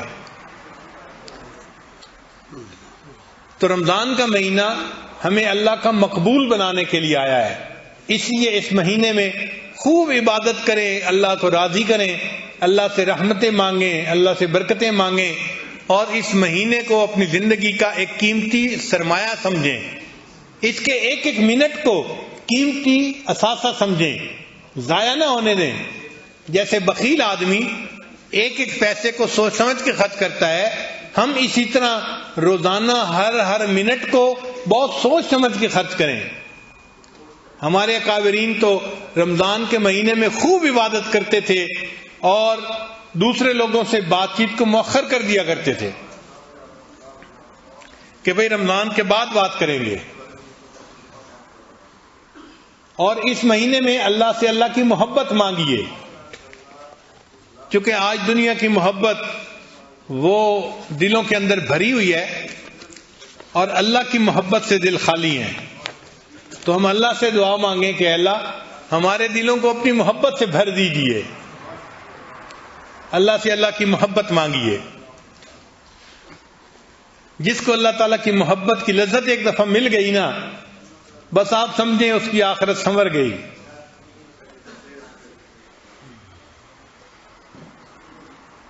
دو عالم سے کرتی ہے بیگانہ دل کو عجب چیز ہے لذت آشنائی. یہ اللہ تعالیٰ کی محبت کی لذت بھی عجیب نعمت ہے, عجیب چیز ہے. ہمارے ہاں ایک بزرگ گزرے ہیں, انہوں نے علاقائی زبان میں کچھ اشعار لکھے. بہت سارے حضرات سمجھیں گے اور کچھ حضرات ہو سکتا ہے نہ سمجھ سکیں, تو وہ بعد میں سمجھ لیں. مگر ذرا دیکھیے ان کے دل میں اللہ کی کیسی محبت ہوگی کہ اللہ کی محبت میں رچ کے انہوں نے یہ بات کہی. فرماتے ہیں میرا عشق بھی تو, میرا یار بھی تو, یعنی اے اللہ میرا عشق بھی آپ ہیں اور میرے یار بھی آپ ہیں. میرا عشق بھی تو, میرا یار بھی تو, میرا دین بھی تو, ایمان بھی تو, میرا جسم بھی تو, میرا روح بھی تو, میرا قلب بھی تو, جند جان بھی تو, میرا کعبہ قبلہ مسجد ممبر مصحف تے قرآن بھی تو, میرے فرض فریضے حج زکاتاں صوم صلات اذان بھی تو, میڈا زہد عبادت طاعت تقوی علم بھی تو عرفان بھی تو میڈا ذکر بھی تو میڈا فکر بھی تو میڈا ذوق بھی تو وجدان بھی تو میڈا سانول مٹھڑا شام سلونا من موہن جانان بھی تو میری آس امید تے کھٹیا وٹیا آس امید یعنی میں جو کسی سے امید لگاتا ہوں، کھٹیا وٹیا سے مراد میں نے جو زندگی میں کمایا ہے، تکیا مان تران بھی تو میڈا دھرم بھی تو میڈا بھرم بھی تو میڈی شرم بھی تو میڈی شان بھی تو میڈا دکھ سکھ رومن کھلن بھی تو میڈا در بھی تو درمان بھی تو میڈی خوشیاں دا اسباب بھی تو میڈے سولاں دا سامان بھی تو میڈا حسن تے بھاگ سہاگ بھی تو میڈا بخت تے نام نشان بھی تو میری مہندی کجل مساگ بھی تو میری سرخی بیڑا پان بھی تو میرا اول آخر اندر باہر ظاہر تے پنہان بھی تو یہ یار فرید قبول کرے سرکار بھی تو سلطان بھی تو کہ اے غلام فرید اگر اللہ تجھے قبول کر لے تو سرکار بھی تو سلطان بھی تو، یہ نعمتیں تجھے اللہ اپنی اس محبت کی وجہ سے عطا فرمائیں گے۔ تو روزہ انسان کو متقی بناتا ہے اور متقی اللہ کے ہاں قبول ہوتا ہے، اور جو قبول ہو جائے یہ یار فرید قبول کرے سرکار بھی تو سلطان بھی تو پھر اللہ تعالیٰ دنیا میں بندے کو عزتوں کا تاج عطا فرماتے ہیں اور اس کو دنیا کے اندر بھی عزتیں دیتے ہیں، آخرت کی عزتیں بھی عطا فرماتے ہیں۔ تو آج کی اس مجلس میں ہم دل میں یہ عہد کریں کہ اے اللہ اس وقت کو ہم آپ کی عبادت میں گزاریں گے اور آپ سے ہم آپ کی محبت کا سوال کرتے ہیں۔ اے اللہ بھکاری ایک جگہ پر جمع ہو گئے ہیں، سخی کا دروازہ ہوتا ہے نا تو اس کے دروازے پہ ایک بھکاری نہیں ہوتا، مجمع لگ جاتا ہے، سب کو پتا ہوتا ہے کہ بھائی یہاں سے خالی نہیں لوٹیں گے۔ تو ہم مختلف جگہوں سے سفر کر کے یہاں پر آئے ہیں سخیوں کے داتا کے دربار پر، یوں سمجھ لیں، یعنی جو دنیا کے سخیوں کا بھی پروردگار ہے نا، ہم اس کے دروازے پہ آئے بیٹھے ہیں۔ تو یہاں سے خالی نہیں جائیں گے، بس مانگنا ہمارا کام ہے، ہم اللہ سے مانگیں، اللہ سے اللہ کی محبت مانگیں، اس دل کو ہم اللہ سے زندہ کروائیں، ذاکر بنوائیں۔ یہ پتھر دل ہے یہ نرم ہو جائے، یہ مردہ دل ہے یہ زندہ ہو جائے، یہ سیاہ دل ہے یہ منور ہو جائے، یہ دل اللہ کی محبت سے بھر جائے، اللہ کی محبت اس میں رچ بس جائے۔ بس ہم اللہ سے یہ دعائیں مانگیں، پھر دیکھیں اللہ تعالیٰ کیسے مہربانی فرماتے ہیں۔ یہ اعتکاف کے چند دن ہماری زندگی کے بدلنے کے ذریعہ بن جائیں گے۔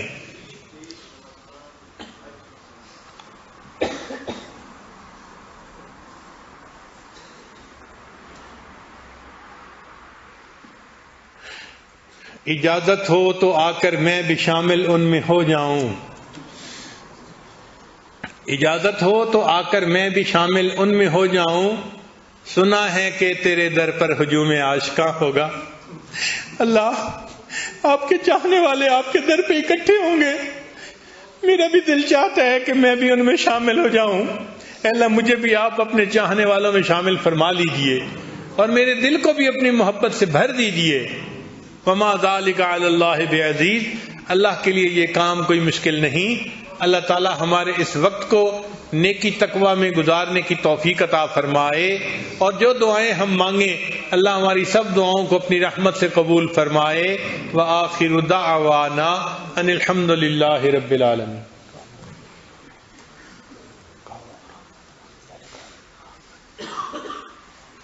تھوڑی دیر کے لیے مراقبہ کر لیجئے، پھر دعا کریں گے۔ آنکھوں کو بند کر لیجئے، سر کو جھکا لیجئے۔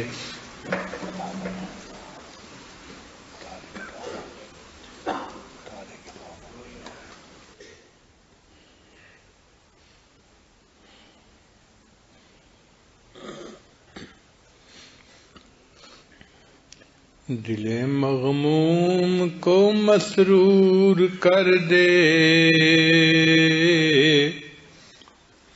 دل بے نور کو پر نور کر دے،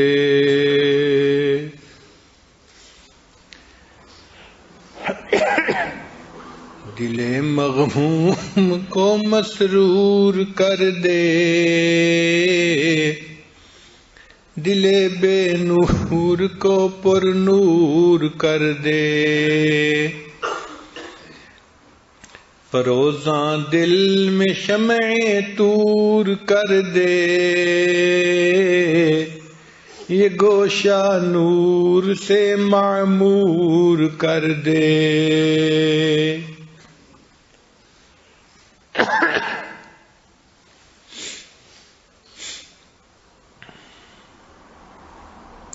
میرا ظاہر سنور جائے الہی، میرا ظاہر سنور جائے الہی، میرے باطن کی ظلمت دور کر دے، مے وحدت پلا مخمور کر دے، محبت کے نشے میں چور کر دے، مے وحدت پلا مخمور کر دے، محبت کے نشے میں چور کر دے،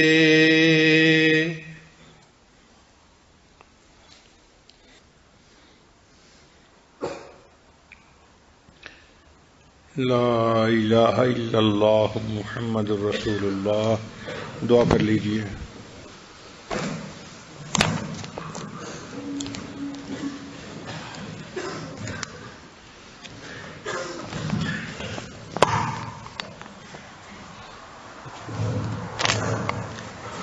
سبحان اللہ والحمد للہ، سبحان اللہ، سبحانک اللہم وبحمدک، نشهد أن لا إله إلا أنت، نستغفرك ونتوب إليك، نستغفرك ونتوب إليك، نستغفرك ونتوب إليك. اللهم صل على سيدنا محمد وعلى آل سيدنا محمد صلاة تنجينا بها من جميع الأهوال والآفات، وتقضي لنا بها جميع الحاجات، وتطهرنا بها من جميع السيئات، وترفعنا بها أعلى الدرجات، وتبلغنا بها أقصى الغايات من جميع الخيرات في الحياة وبعد الممات، إنك على كل شيء قدير.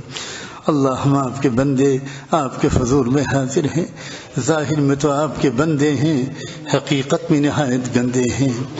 اللہ کس زبان سے آپ کا شکر ادا کریں کہ اللہ آپ نے ایک بار پھر یہاں پہنچا دیا۔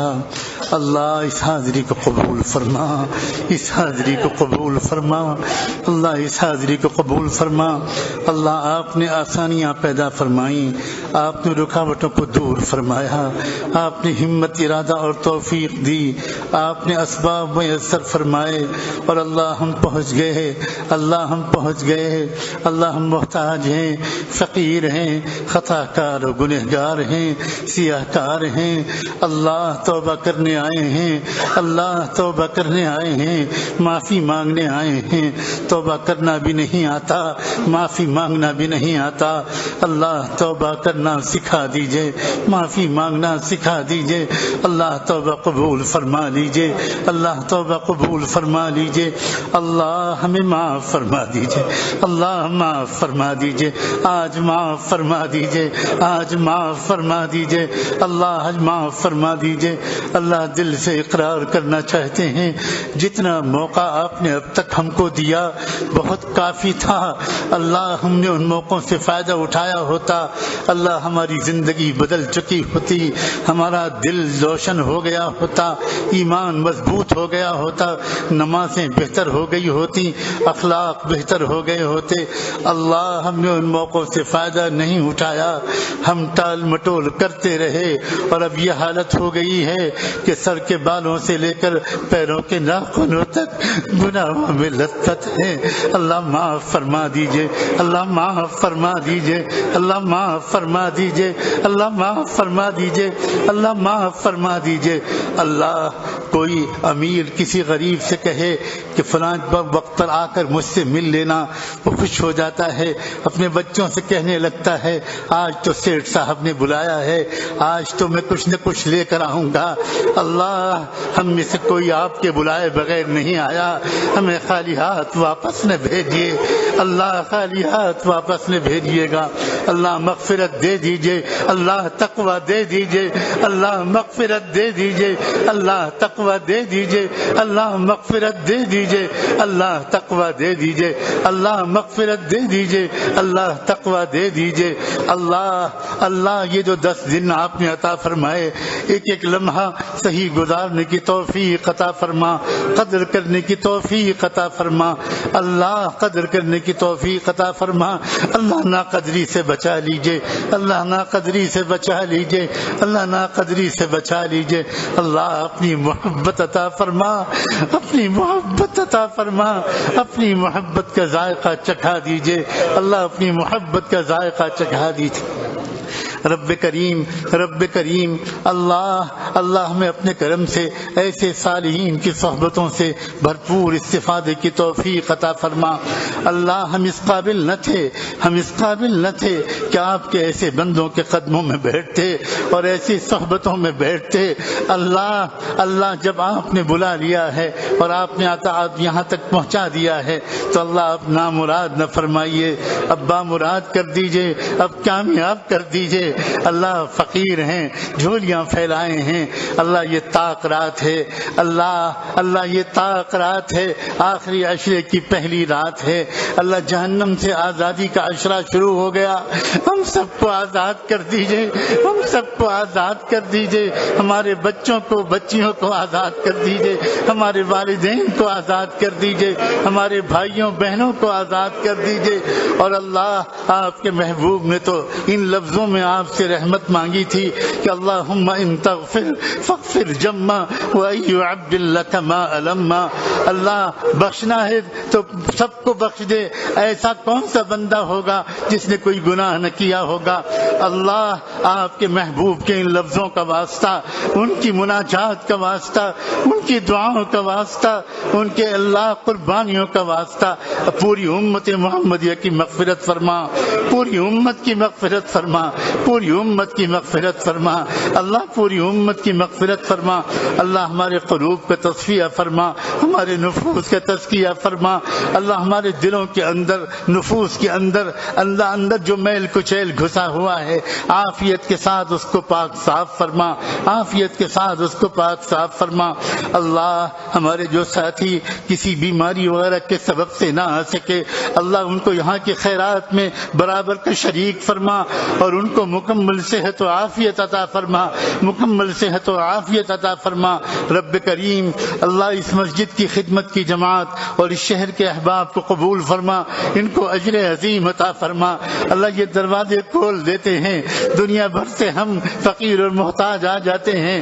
اللہ ان کو جزائے خیر عطا فرما, ان کے درجے بلند فرما, ان کی جان مال عزت و آبرو کی حفاظت فرما. اللہ ان کے ایمان کو اعلیٰ درجات, ان کو ایمان کے اعلیٰ درجات نصیب فرما. اللہ جو مانگا ہے وہ بھی دے دیجئے, جو نہیں مانگ سکے وہ بھی عطا فرما دیجئے. اللہ ہمیں دنیاوی ضرورتیں بھی آپ ہی سے مانگیں گے. اللہ آج حضرت نے صاف فرمایا, اللہ ہمیں آپ سے سب کچھ مانگنا ہے. اللہ ہم آپ سے سب کچھ مانگنا چاہتے ہیں. اللہ ہمیں سب کچھ عطا فرما. اللہ دنیا کی بھلائی بھی عطا فرما, اللہ آخرت کی بھلائی بھی عطا فرما. اپنے غضب سے بچا لیجئے, اپنے غصے سے بچا لیجئے, اپنی ناراضگی سے بچا لیجئے, اپنی سزا سے بچا لیجئے. اللہ اپنی نگاہ سے نہ گرائیے اور اپنے نیک بندوں سے کی نگاہ سے اللہ ہمیں نہ گرنے دیجیے۔ اللہ ہمیں بھرپور استفادے کی توفیق عطا فرما۔ اللہ ہمارے حضرت کی صحت اور عافیت کے ساتھ اللہ ان کے سائے کو دراز فرما، اللہ ان کے سائے کو دراز فرما، ان کے تمام متعلقین کو اللہ عزتیں عطا فرما، رفعتیں اور بلندیاں عطا فرما۔ اے رب کریم پوری امت کے حال پر رحم فرما۔